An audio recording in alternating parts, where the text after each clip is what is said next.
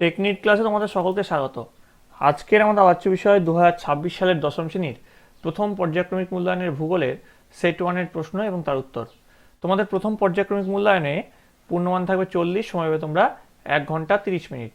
তোমাদের এর আগে প্রথম পর্যায়ক্রমিক মূল্যায়নের বাংলা, ইংরেজি এবং ইতিহাসের প্রশ্ন এবং তার উত্তর করিয়েছি। তোমরা যারা যারা দেখোনি তাদের জন্য লিঙ্ক ডেসক্রিপশন বক্সে দেওয়া থাকবে। তোমাদের এই প্রশ্নোত্তর পর্ব শুরু করার আগে বলে রাখি, তোমরা যারা এই চ্যানেল নতুন আছো তারা অবশ্যই চ্যানেলটিকে সাবস্ক্রাইব করে রেখো এবং পাশে থাকা বেল আইকনটি প্রেস করে রেখো। তাহলে আমরা চলে যাচ্ছি প্রশ্নোত্তর পর্বে। তো প্রথমে দেখো বিভাগ কতে কিরকম টাইপের আসতে চলেছে। সঠিক উত্তরটি নির্বাচন করো। 1 × 8 = 8।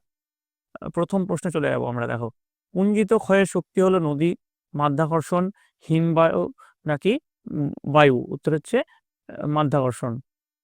নেক্সট দেখো, উচ্চ অক্ষাংশীয় অঞ্চলে সমুদ্র জলে মগ্ন হিমদ্রোণীগুলিকে বলে খাঁড়ি, ফিয়র্ড, লেগুন নাকি কয়াল? উত্তর হচ্ছে ফিয়র্ড। নেক্সট দেখো 3 নম্বর, নদীর পুনর্যৌবন লাভের ফলে সৃষ্ট এক জলপ্রপাত হলো নায়াগ্রা, কপিলধারা, দশম নাকি যোগ জলপ্রপাত? উত্তর হচ্ছে দশম।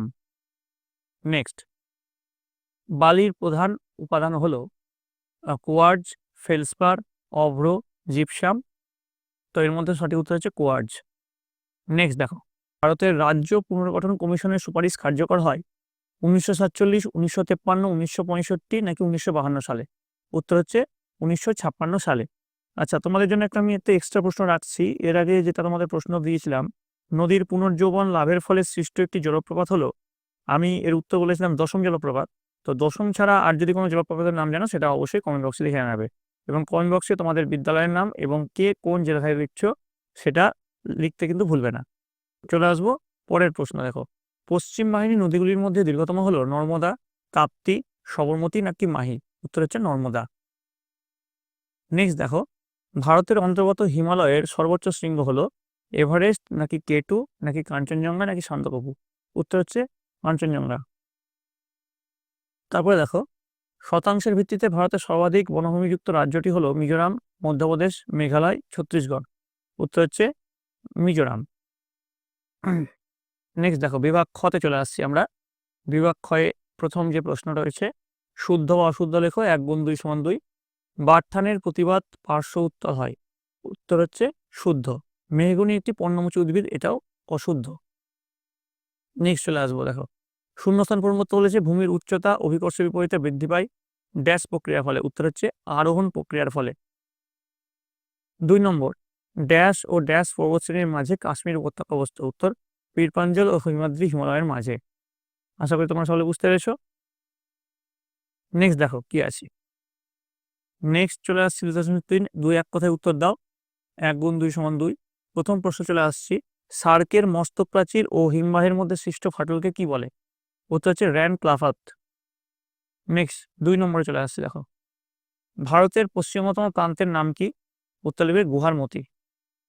চলে আসবো পরবর্তী প্রশ্ন। দেখো, পরবর্তী প্রশ্ন কি বলেছে, স্তম্ভ মেলাতে বলেছে। ক স্তম্ভে আছে ভূর, সিরাক, খ স্তম্ভে আছে হিমবাহ, পলিগঠিত ভূমি আর বালিয়াড়ি।